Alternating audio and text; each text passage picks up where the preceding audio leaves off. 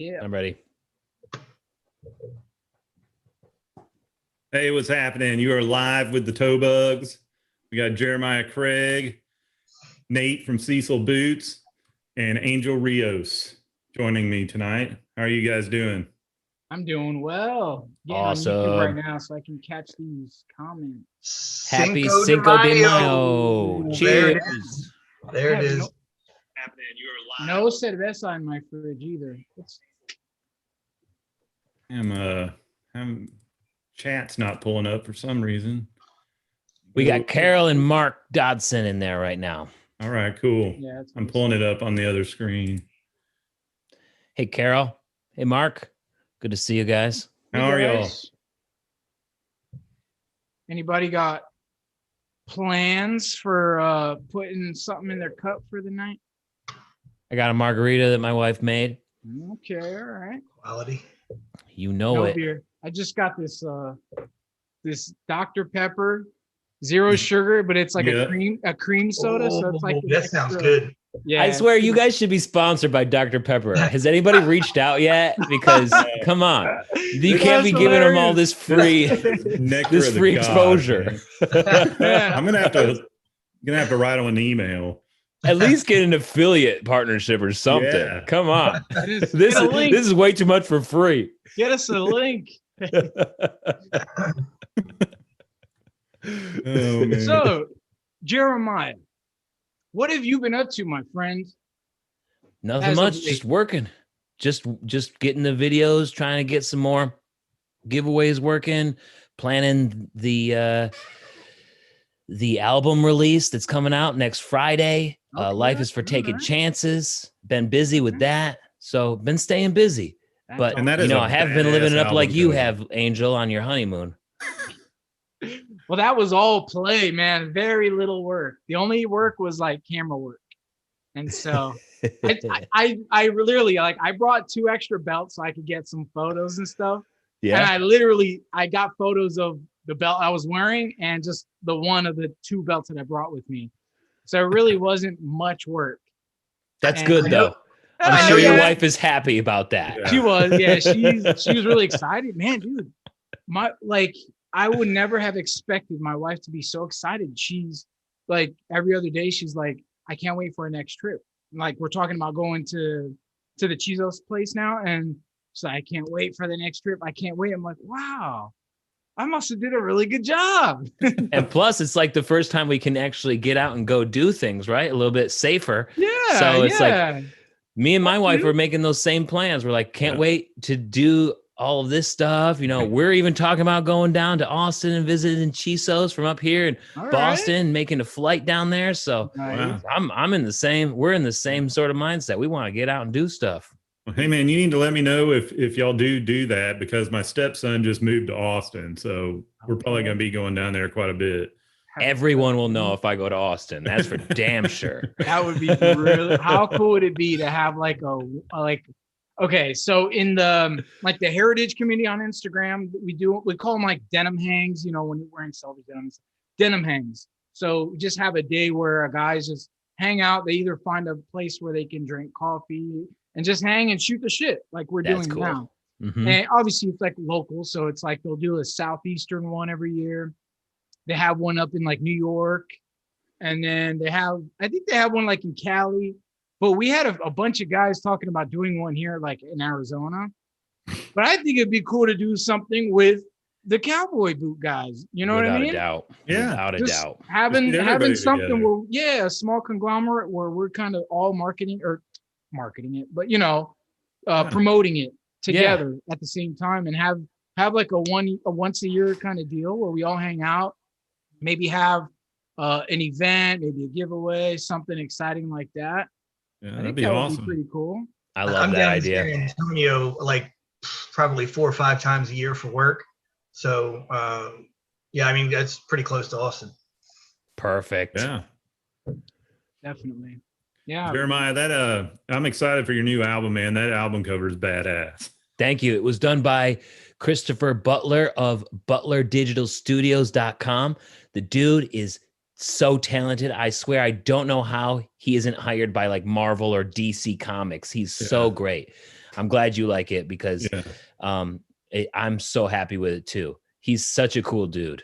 Yeah, that's awesome. How did you meet him? I followed him. I've been following him on Instagram just because I liked his work for like 5 years because he does all these. I really like Spider-Man and some other comic book characters, and through searching on Instagram or just being served, how the algorithm used to work, I started following him, and then I was like, who do I want to make this album art? I kind of want it to be sort of a comic book sort of theme, and he was the first one that came to mind.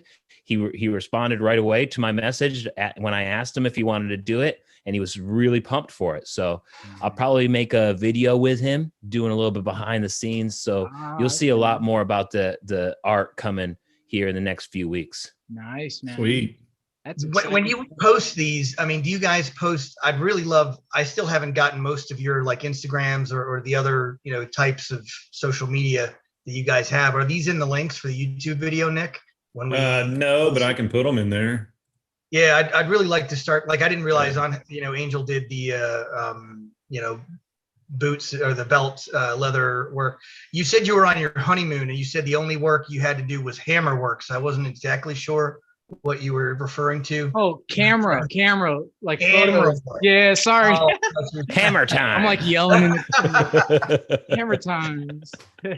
No, just the camera work, like trying to, document the whole trip. Gotcha. And Okay. obviously set time aside for, because like the one belt is called the Wildling, and it's got this really unique greenish blue. Oh, I'd love to see something like that. Yeah, so I wanted to catch it in front of in northern Arizona, there's a lot of ponderosas.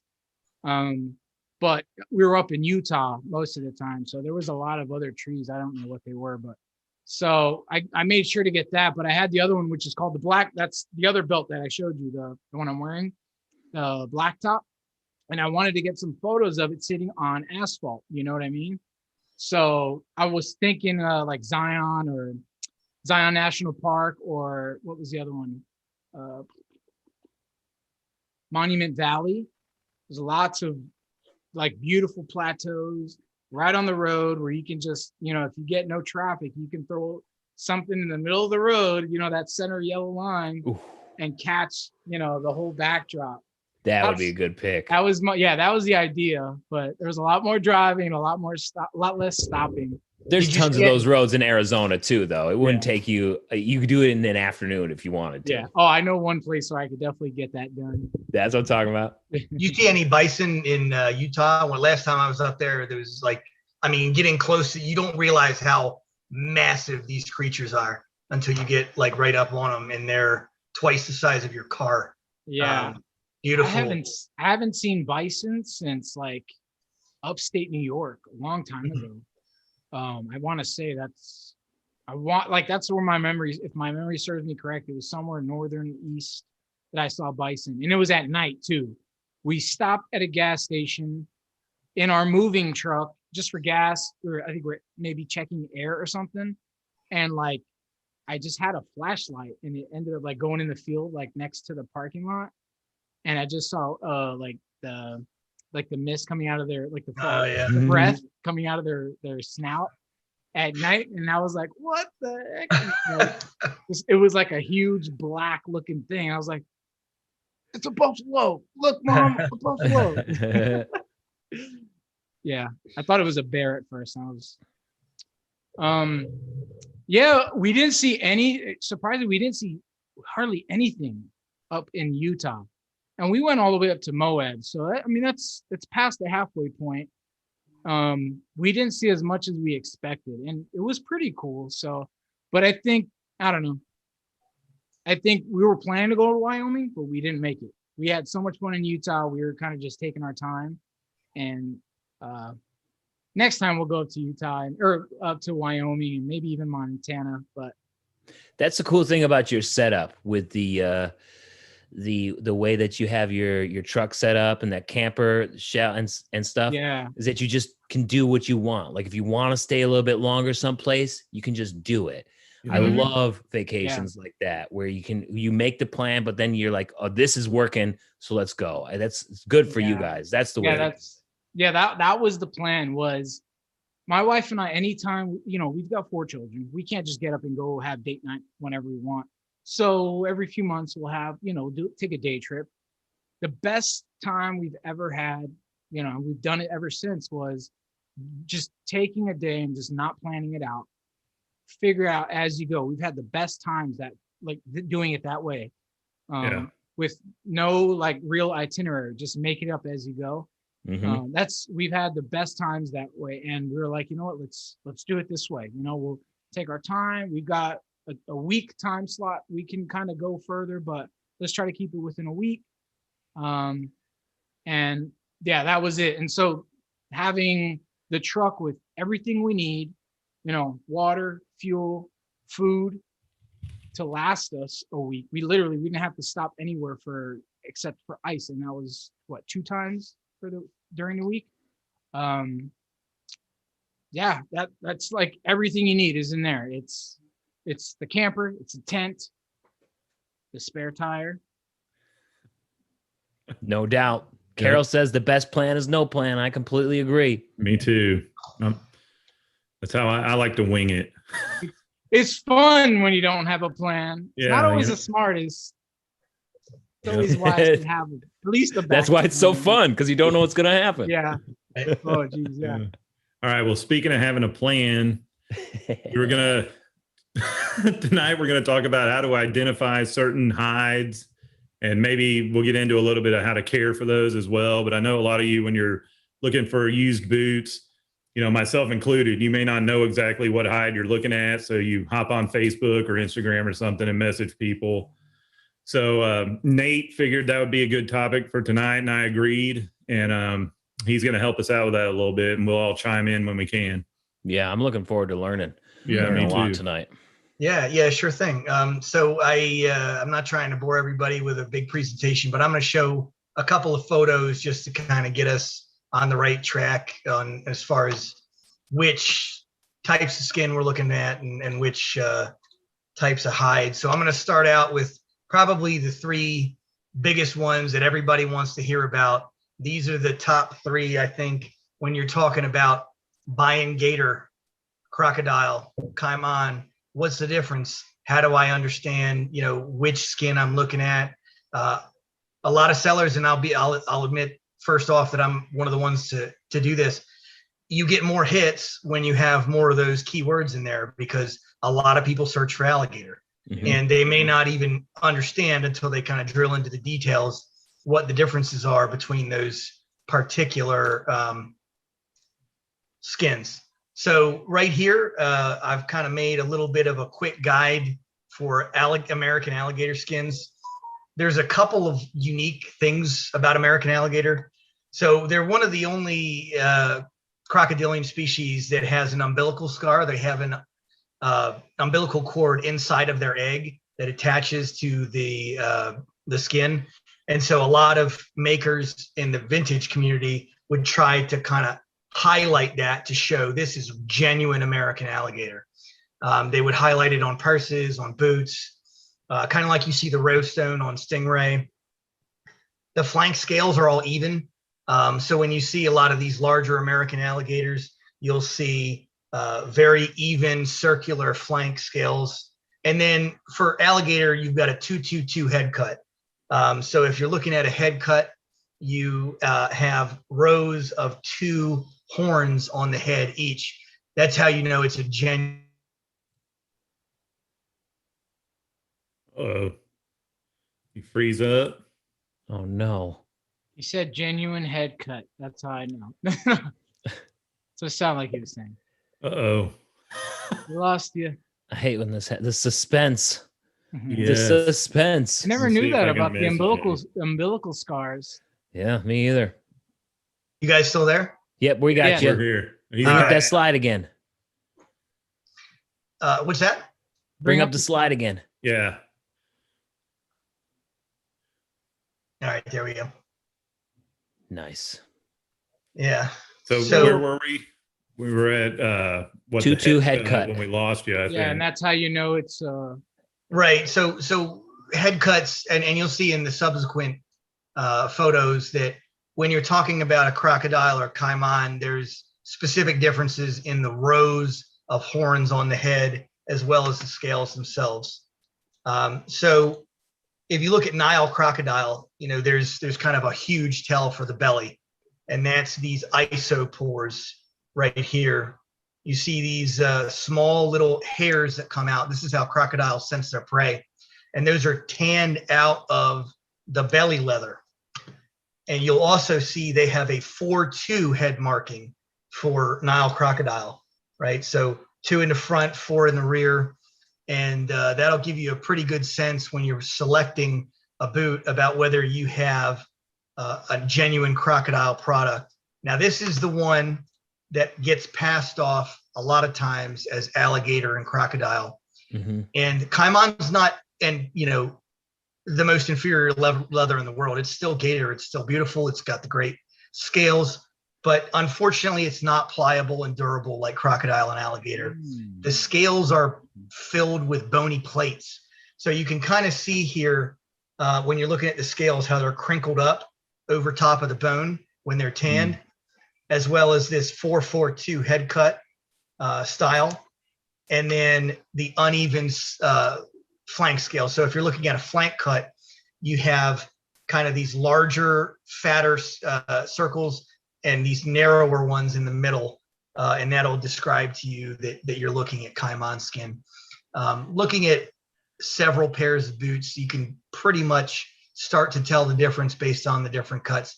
Back cut, that's going to be one that's just, it's difficult to determine what you're looking at because there aren't as many distinguishable marks, and that's where you have to rely on reputable sellers, right? So back and tail, those things they're kind of similar all the way down. Nice. Is the correct pronunciation for that Caiman? I've always said Cayman. Yeah, I've always said it just Cayman. Depends. I know I have an odd way of pronouncing Angel and Caiman and all of those other That's things. how you would say it in Spanish.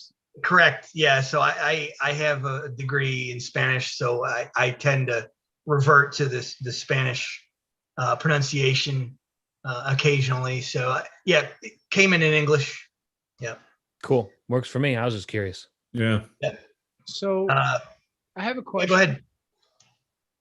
Oh, go ahead. I didn't mean to cut you off.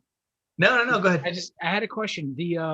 So you were saying basically, obviously, you would think the head cut is something you would see right on. Usually, that's placed on the vamp of the boot.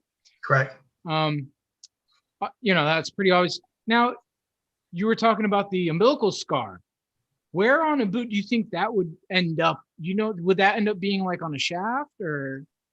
No, I think that would probably be highlighted on the vamp as well. If you have something that has a distinguishable marking, again, with Stingray, we like to talk about the rose stone that has, the area where the Stingray's stinger actually ejects.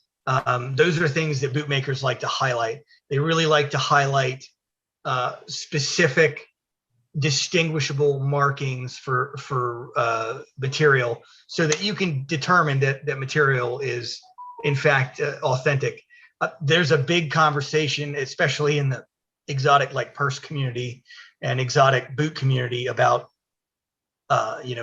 having these types of distinguishable markings in plain view for the consumer. So these are things that bootmakers would likely really like to highlight on a pair of boots. So you'd see it in the center of a vamp, and probably if you were lucky enough, they'd book match it with another pair, and so you'd have 2 vamps that each have a scar on the front end, or you'd have some type of book match design where each vamp has a very similar cut. You see it a lot with head cuts, right? Where they want to make sure that the scales kind of align and they're very similar, right?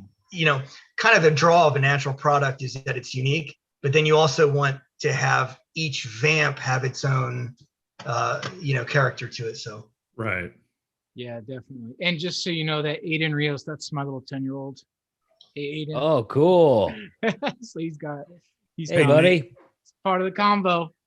Nate, Mark Dodson in chat asked if there's anywhere that he could get, like, can you post those pictures somewhere where they can access them after the show? Yeah, absolutely. I think we could probably post those I can create a Reddit thread.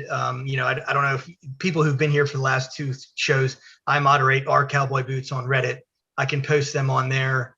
But also, you know, I can share them on Instagram at Cecil Boot Company. Or, you know, if you want to send them to me, I can post them all over Facebook too. Yep. Let's do that. I'll send them over to you, Nick.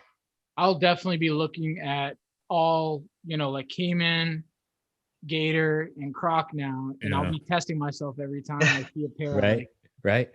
I got a question that actually came up in the chat here by PSPS. They ask about the Cayman skins and the alligator skins and how it can be confused for pre-band turtle. How do you distinguish the difference between alligator and turtle? Because some of it looks similar depending on the cut. Yeah, so basically what you'll see with turtle when we get there is that there are non-contiguous sides. And what I mean by that is that when you look at a belly of a crocodile, you have a square that attaches to another square that attaches to another square. Yep. When you're looking at turtle, you're looking at non-contiguous shapes that are kind of cobbled together almost in a more random pattern, and they have more than 4 sides of contact against another type of scale. You'll sometimes see 8 sides of contact on a turtle. They're oblong, they're different, but I do have a turtle slide in here where we'll go over some of the uniqueness of the turtle skin as opposed to a crocodile. Once you've seen enough turtle, you only need to see a square or two, and you can pretty often determine that they're oblong and non-contiguous. Right. Now, what's the difference between the pre-ban and post-ban turtle? I don't think there is one's legal and the other one is very illegal. That was a good answer. Yeah. So pre-ban is just, you know, before the 1970.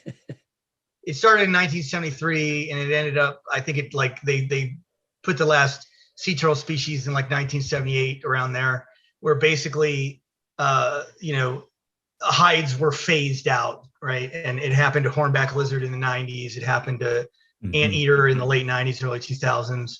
It's just an endangered species thing. And I'm going to go ahead and put this down right now for boot wearers who may feel a little bit guilty. One of the big things I've seen with elephant, with shark, is that it does not drive the illegal trade in skins. That usually these skins, in fact, support conservation efforts throughout Africa, throughout, you know, the fishing regions, and they actually help prevent illegal fishing. The hides generally aren't the problem. It's the you know, the shark fin soup. It's the you know, elephant tusks. The hides are all culled from animals that have either died of natural causes and are legally traded. You just can't buy a product like a boot that's, you know, regulated internationally that's going to be supporting an illegal trade. So what about Arapaima? I have Pirarucu in here. But I've read articles that they have had some mix of possible illegal trade, like overfishing in Brazil, but then also some are farmed.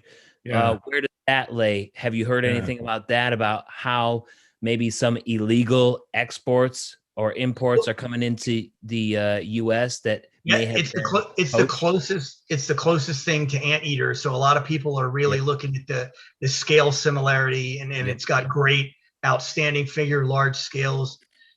So similar to pangolin leather, it's going to be, it snuck up on us, right? It was something that nobody really expected to come on the market, explode like it did. Yeah. And I read that it was like considered an invasive species, and now it's being overfished because it got so poputhe I saw that it showed up in Florida like a month ago. Yeah. You guys got the pythons and the Arapaimas now. I'm scared to go outside in Florida. It sounds like Australia. Hey, I got a question for you, Nate.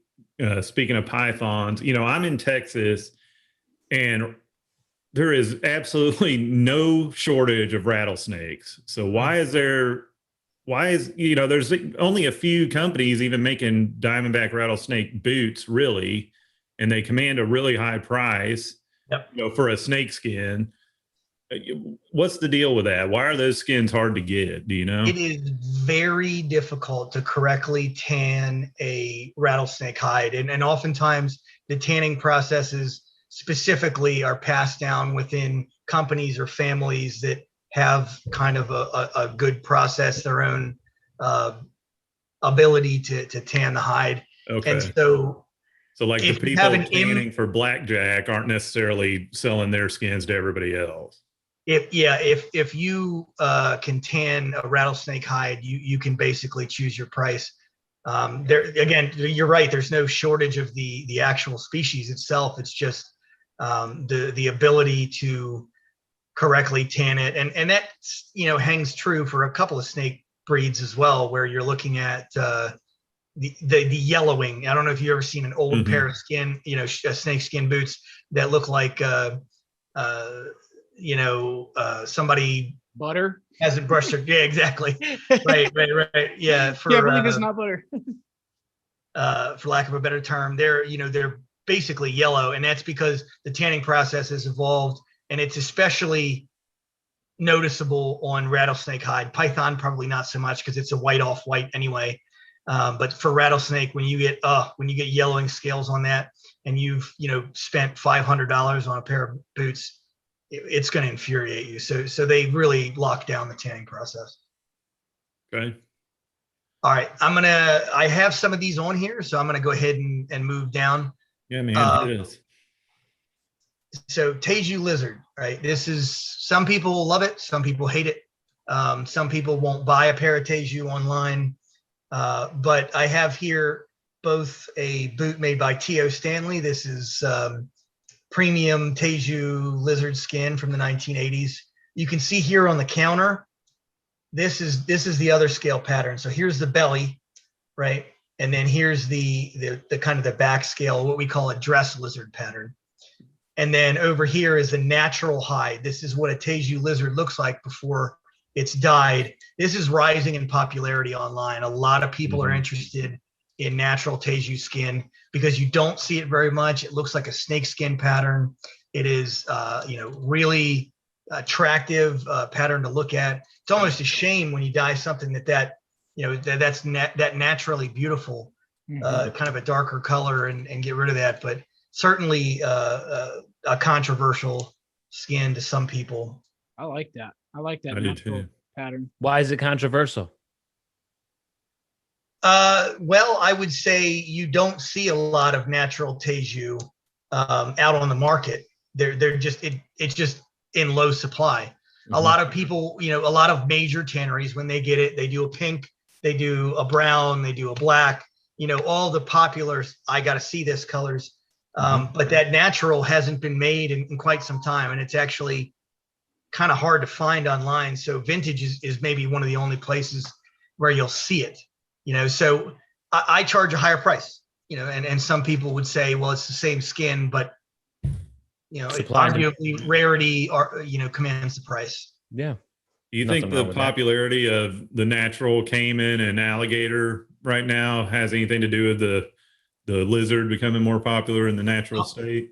110%. People want something that's authentic and unique, right? I mean, we have just gotten into this culture where uniqueness drives value and price and commodity, and it doesn't get any more unique than the natural pattern on these skins. So if you can find two that closely match and you put each one of those on a vamp, you've got a premium product that just can't be replicated in a dyed skin.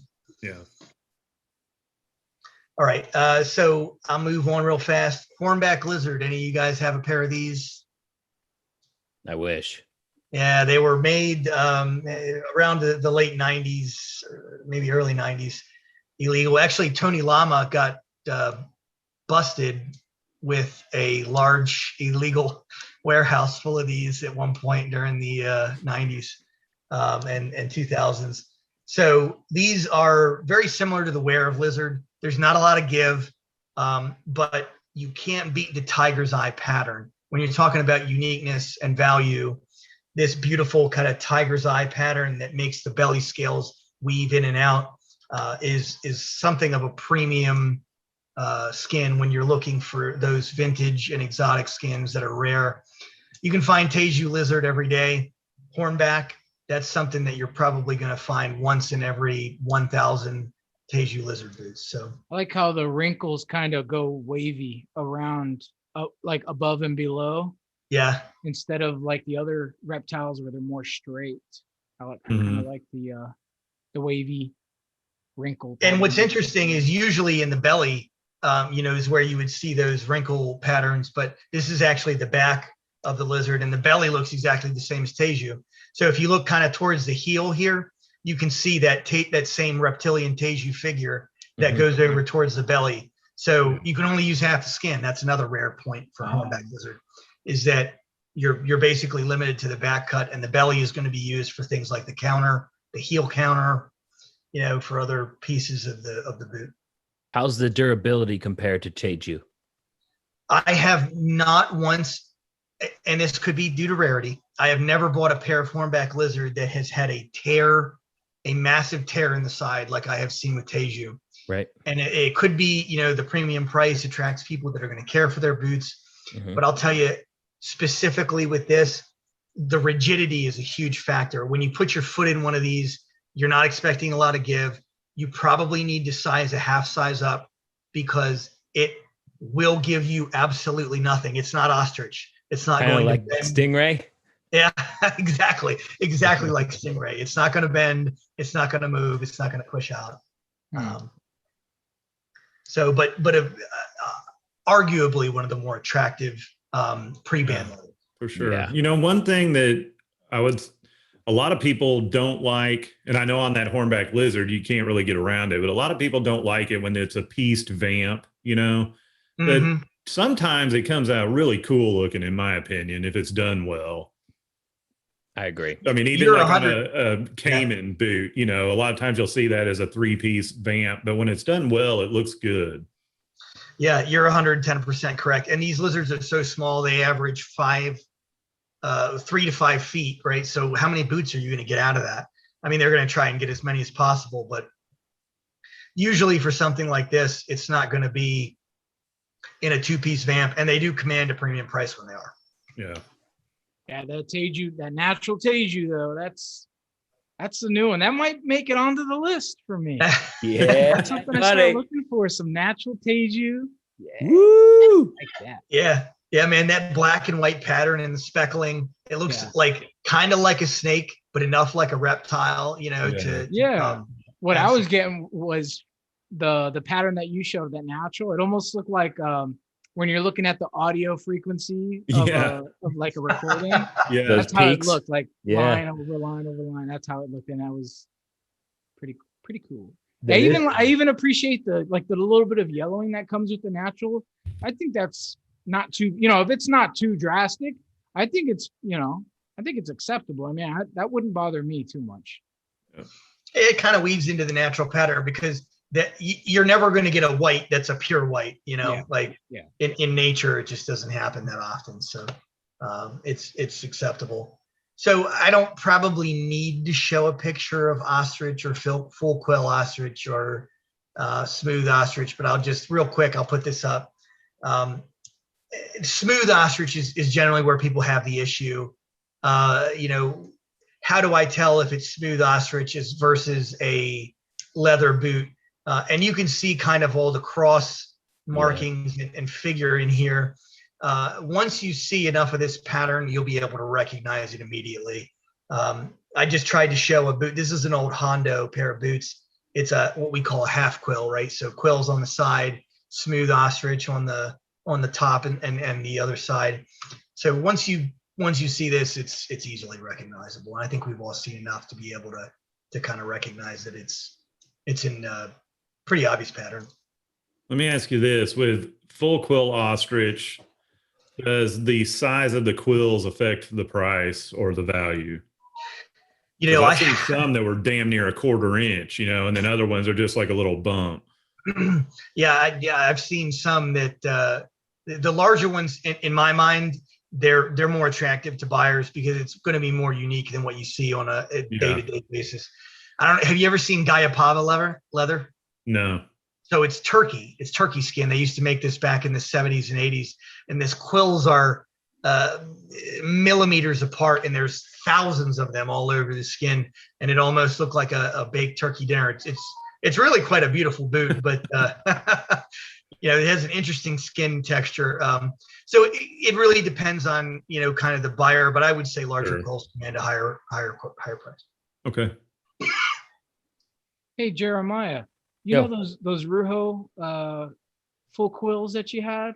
Yeah. What was the color on that? It wasn't white. It was like just off white. Is it tan? I think they called it. I think it was just tan. Okay. Yeah. I want to know if those like tend to change color over time, because I know some of those tan colors will turn just a little bit darker orangey brown over time, like with sun exposure and stuff like that. So if you start to notice any difference, please post. All right. Yeah. I don't work ostrich. Full quill ostrich isn't my favorite. I prefer the smooth ostrich look. Just because I don't know, I like the wrinkles and I like the smaller quills a little bit more than like the huge pimples, or some people like, it feels like some people say that it's like they got a bunch of nipples on their feet. So it's a little awkward. Right. So some people don't really like it for that reason. And I can understand that. It's not my favorite exotic look. I prefer like the crocodile, the alligator, the caiman over the ostrich. But I like the feel of the skin. I like how soft and supple it is. So I prefer the smooth ostrich to the full quill. Yeah. I'm never going to be able to wear my nipple boots again. Yeah. There you go. See, once somebody said that to me, I'm the same way. I'm like, oh, geez, this is all I can see now. Nipple skin. So I don't know. I wore a pair of these this week just to be able to talk about it. I have some. That's a good looking boot. Yeah. Yeah. These are Dan Post black cherry ostrich leg, and kind of looks like the ones that Neil has. Sorry. I mean, they're arguably an attractive skin. I didn't feel the same level of give that I do from my full quills and my smooth. But yeah, I mean, it's a decent skin, middle of the road. I think it's a great exotic. It holds up. I don't see a lot of tears. You're almost always getting a 3-piece vamp. That ostrich legs are just not thick enough to provide the support. This is a big one that I wanted to talk about because it's controversial and people misidentify the skin so often, right? So shark and trunk. If you look at shark skin, you'll see kind of all the way on the right-hand side, I have a pair of Abilene shark. In the middle, I have a pair of Billy Boot shark. And on the end, I have a pair of Paul Bond high-end shark skin. And you can see there's a very big difference. Mm-hmm. So shark skin is made up of these scales called denticles. And those scales are very rigid and they create a wave-like pattern on the skin, almost like you see these individual waves and divots in the shark.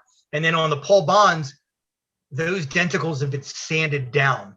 So on a higher end shark that's more flexible, it almost kind of looks like bullhide, or it looks like looks like a soft bullhide, a bison or something like that. But then if you look at the rear counter, this is always my big thing for shark. Always look at the rear counter because you can see the folds, the same kind of folds you see on the Abilene, you see on the Billies, you also see on the Paul Bonds, but it's not as pronounced. It's much more flexible.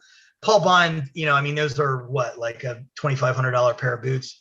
So it's going to be something that, they're taking their time. They're sanding the hide down. It's very quality. Not saying anything against regular shark hide, but you kind of need to know your very specific differences in the hides. And it looks like ocean waves, really. That's kind of what you're looking for, those ups and downs of the denticles in the shark skin.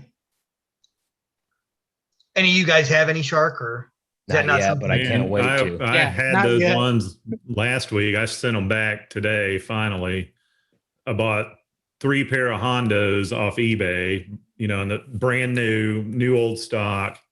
And I got them, and all 3 of them had the toe bug stitching coming loose on every one of them. And then one of the pair of sharks, I think I showed it last week, but the box was just destroyed with water damage. And I pulled them out and they had water stains all over the sides and everything. Of course, none of this was in the photos. And I got in touch with the guy and he was like, yeah, I'm sorry, I'm out of town and my son's handling that stuff right now. I'm sorry. You write that whatever. I sent them back today. But I did find something out because there was a big issue with shipping back to him where he accidentally closed the case before I printed the shipping labels. And then there was no label for me to ship. So he lost that money, but he was getting kind of horsey with me about it, like I was trying to screw him. So eBay was like, well, you can just keep them. He closed the case, and I was like, well, I'm not going to do that. I'm not going to. Oh, you are a good person. But if he told me to keep them.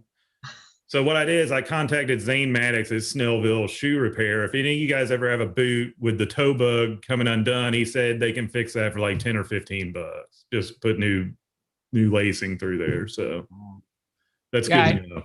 I recently, actually yesterday, I was looking at my Chizos and one of the stitches, it got snagged. Like it definitely, it got snagged on my pocket knife belt clip. So it was, it was me. And it was hanging loose for a while. And I was like, well, maybe it'll stretch back out and kind of, go back in place. No, it must have got snatched up on the trip. And I noticed it yesterday. I just took a lighter to it. Yeah. But I saw yours. It was, mine were bad. But yeah, I mean, if it keeps going, either find a cobbler close to you or talk to Zane. He said it's a cheap fix, easy. Yeah, Snellville is awesome. I've done a lot of business with them. They've done a lot of my resoles. It's Zane and Scott over there, unparalleled care and for your boots. So I'm gonna toss up. This is probably one of the most viewed ones on Facebook here, Anteater. Mm-hmm. This is something that people are in high demand for. I have a pair of Rios of Mercedes and a pair of Lucchese Anteater here. Oh. So you gonna retire soon? Right? Nobody wants to buy them. That's the crazy. They're all for sale. Everybody wants to buy them. It's just not for $5,000. So it's arguably a very, very beautiful, often faked, never replicated skin. You can't. The edge peeling is something that I would tell people to look for. If you look at these scales, they're all lifting up at the edges. That's the pangolin scale, armor on the animal. They're laying several different ways. These are both kind of laying in the same pattern. When they're diagonally or sideways, you have just an absolutely gorgeous pattern. But really what you want to look for the leather fakes for this is that peeling scale. You want the scale to not have any of these. When they do it with leather, they punch this hole in the outside of the leather to try and replicate it. And it comes with a couple of marks on the top of the boot. So it can be pretty obvious, but these are both genuine Anteater leather. Yeah, it's super obvious when somebody tries to print that. Yep. Ooh. So and here they are. Here we go. So this is a pair of 1950s Justin Sea Turtle, 1960s and 1960s Nakona Sea Turtle.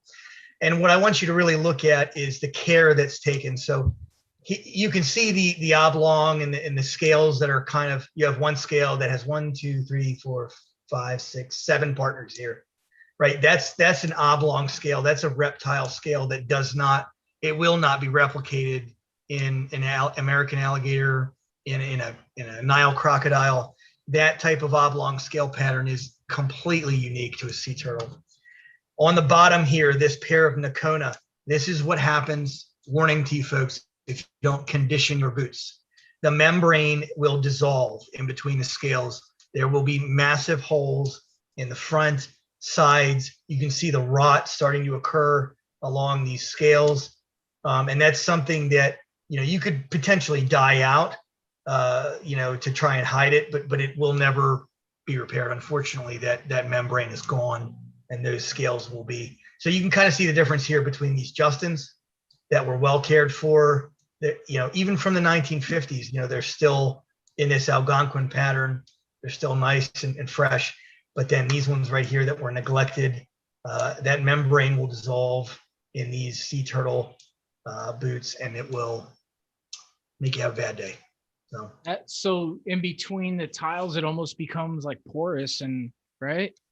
So basically what happens is, the scale membrane kind of holding everything together starts to dissolve, and you get, a hole, a tear, and there's not really a way to repair it beyond making sure that when you receive something like this, it's got to be something that you look at, ask a question or two.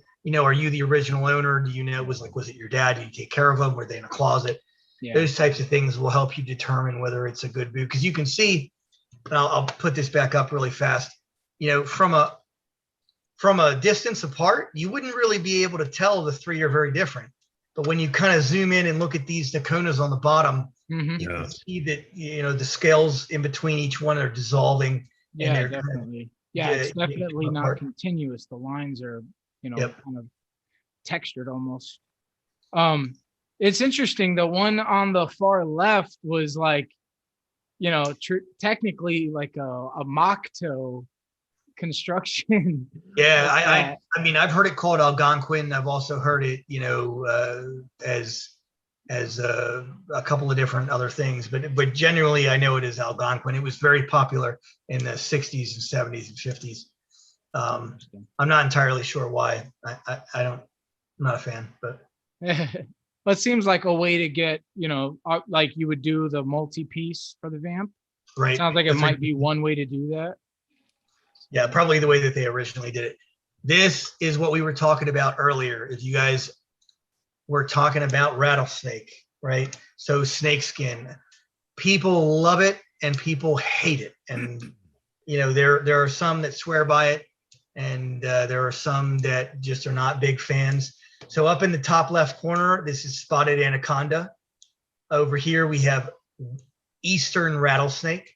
In the bottom left corner, western rattlesnake. Monster python down here. And then over here on the right-hand side is a cobra. It's just a plain cobra skin. And snake skin comes in a lot of different beautiful patterns. I am a huge fan. I just got my first pair of spotted anaconda that I found in my size, and they are outstanding.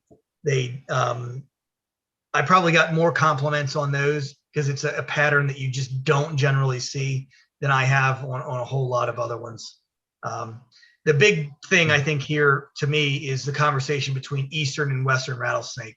So Eastern to me is much more vibrant and kind of outstanding, and Western, if you guys have seen the patterns, they're probably a little bit more durable, but they're just not quite as showy.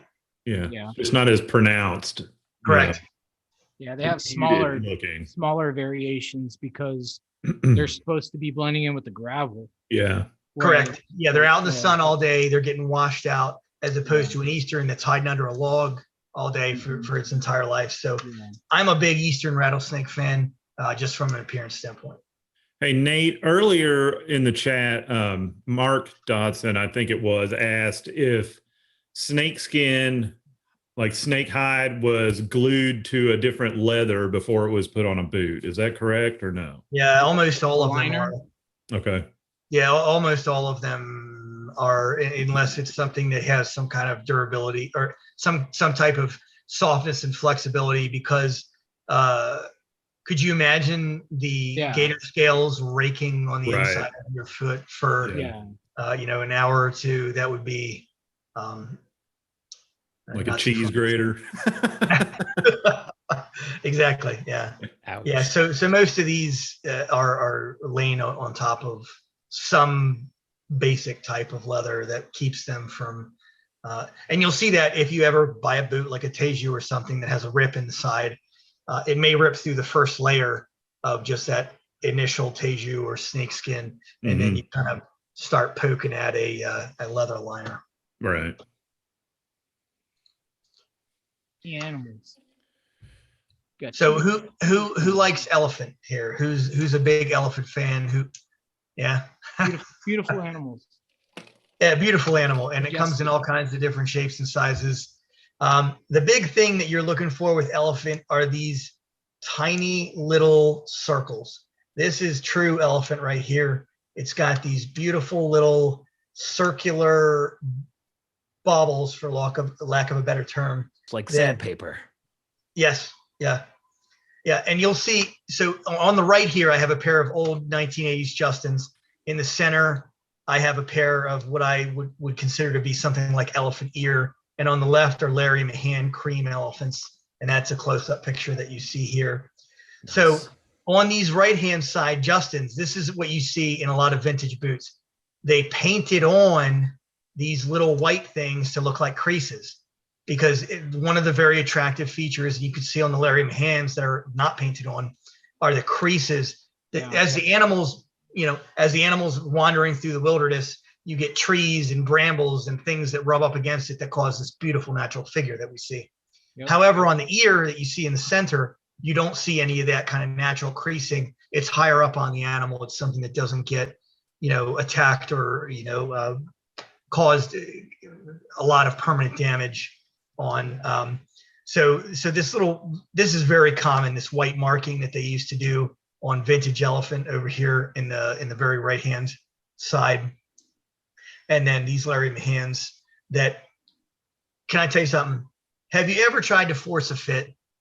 Like you love something so much that you just want it to fit, and you put it on your foot every day and it still hurts after the 10th time you've worn it, and you just can't make it work. Those were, that was these for me. Oh no. So sad. It's like we were talking about the other day, 99% of the time, if you put your foot in it the first time and it doesn't fit, if it's really tight, it's going to stay tight, Yeah.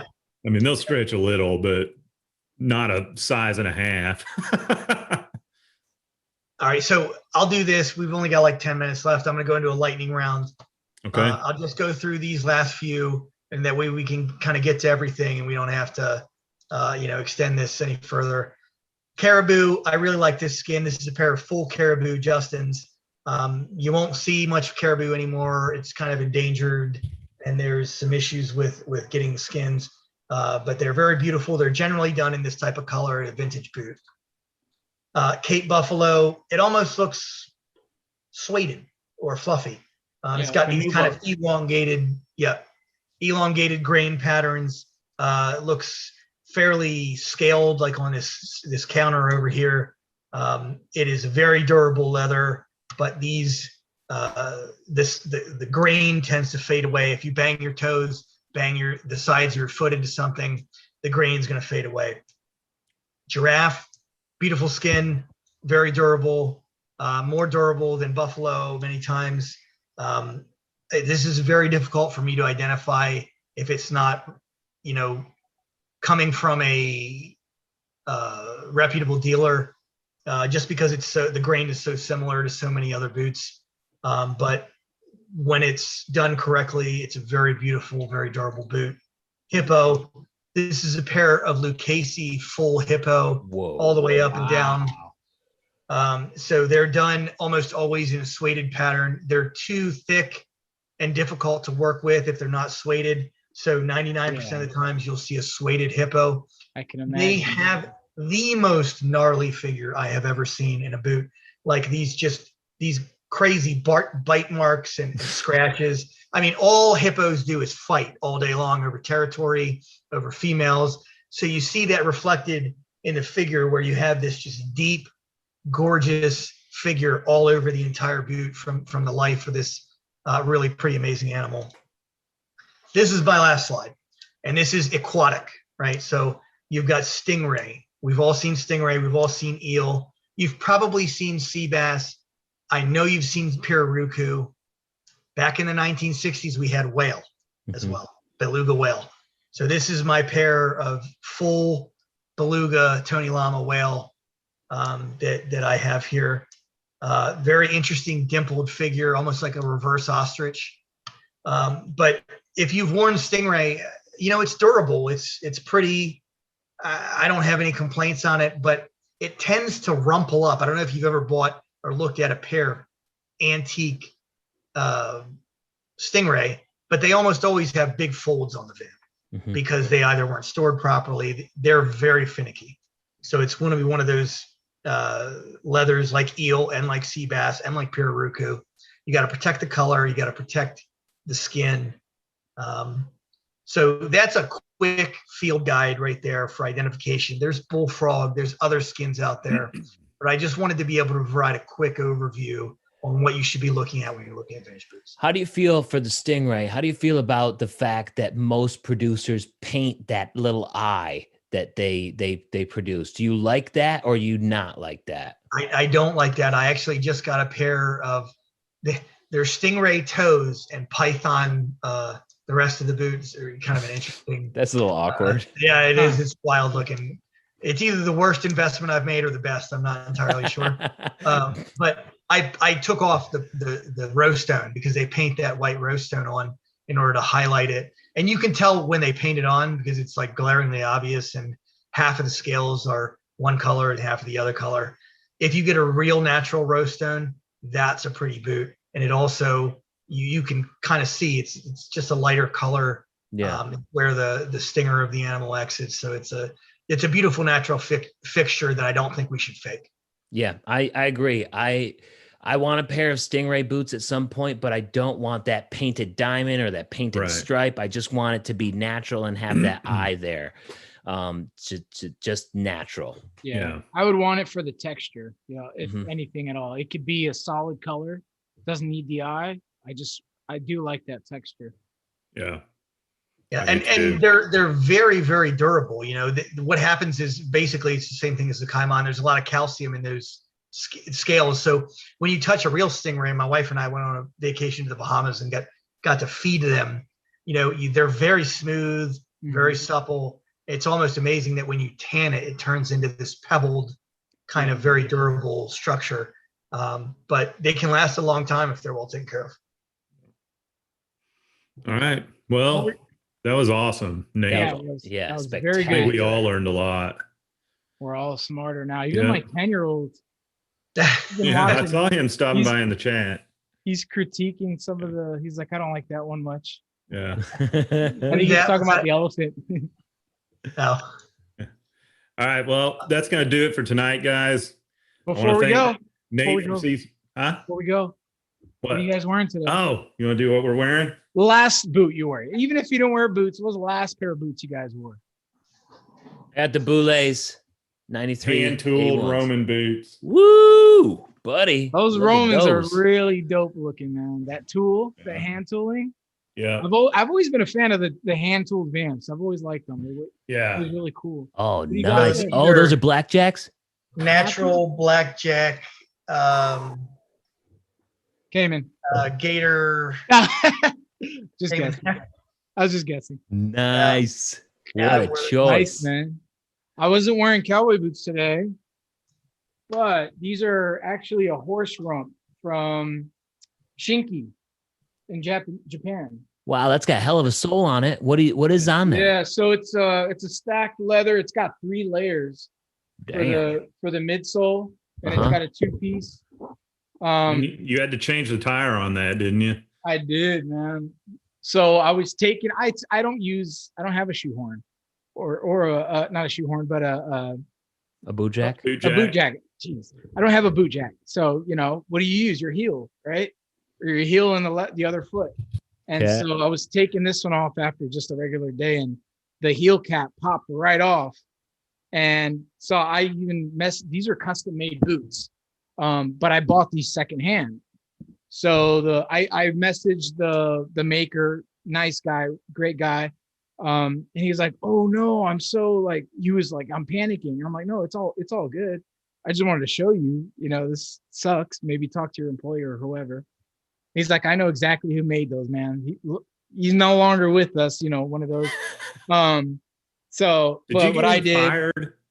Yeah, I know. Well, he said he left. He said he just quit one day. So I'm like, well, so I was actually putting a plug in a spare, putting a regular tire and putting a plug in it and then switching it over to the spare. Since I had the rubber cement out, I knew I had to get these done. So I kind of did 2 birds, 1 stone and put the heel cap back on. And I didn't have the right nails, but I reused the nails that came with them, plus 3 drywall screws. There you go. Right in there. Kind of at least hold it in place until Yeah. the cement dries. But That's that was fun. If it was a quick works. little learning experience. Yeah. Frankenstein. Yeah, but the horse butt, it's actually a pretty. It doesn't stretch like cowhide does. It's Or cordovan, man. That's a premium leather. The Yeah. horse butt leather is absolutely. Yeah. The cordovan equine leather is absolutely premium. I had it on a slide, but I took it off. I wasn't sure if. Oh, folks really? knew what cordovan was, but absolutely, yeah. It's so much more durable than cowhide. You could kick the shit out of that thing, and it'd be fine. Yeah, even regular horsehide. I've had 2 other pairs of horsehide, and they don't nick the same way a cowhide does. Like your toe, like you were saying, if you kick something, it doesn't really nick. It kind of just bounces off. So it's definitely a tighter grain, whatever it is. You can get them really shiny. I see them like glass. Yeah, Oh, these are really shiny. I'm not a guy that shine my boots, but they're already kind of Yeah. gleamy. I want to put these to work. I just haven't had the opportunity. What's the brand? It's called Ranav Goods Co. They're out of Indonesia. Nice. There's a few nice heritage boot makers, and because they had they had the Dutch that colonized there for some time, so they taught a lot of people there how to make heritage boots. cool. Very cool. Yeah, I actually have a review on those, and it was like a week later than that happened. I was like, All right, guys. Well, let's wrap it up there. Thank you, Nate from Cecil Boots. Thank you, Angel. Thank you, Jeremiah. Really appreciate it, guys. Thanks for the invite, Nate. That was Yep. awesome. Yeah, that was that a was great. We really all good, learned Nate. something Thank you out so there. much. Yep. And we'll see Hey, you on guys, the next one. I appreciate you having me on, and it's great being on here with you guys. I'll talk to you later. All right. Take it easy. Have a good night, everybody.